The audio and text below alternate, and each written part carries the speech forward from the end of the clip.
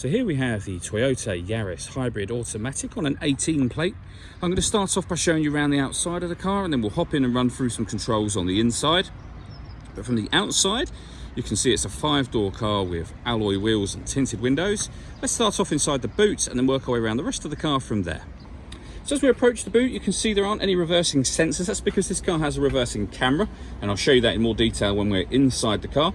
Plenty of boot space though, along with the 60/40 split folding rear seat should you wish to increase that space even further.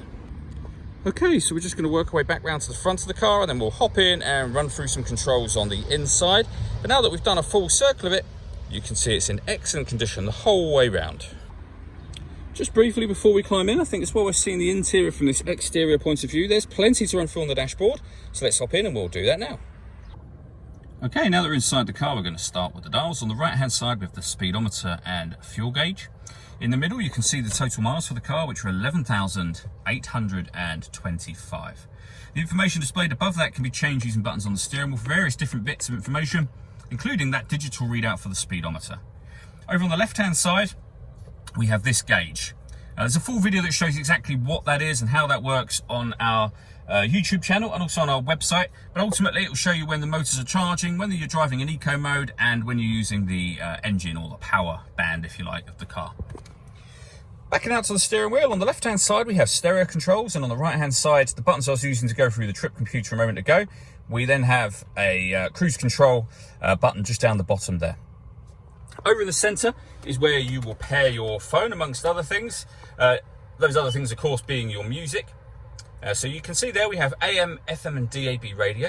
You can stream your music wirelessly via Bluetooth audio as well. So once you pair your phone, not only can you make and receive phone calls, you can also be able to listen to your music, and you can directly plug in an iPod or USB input. There is also an auxiliary input in this car as well. And if you put the car into reverse, you'll see the reversing camera that I mentioned before. It has guidelines showing you what direction the car is headed in relation to the image that you see on the screen, so it does make it very easy to park.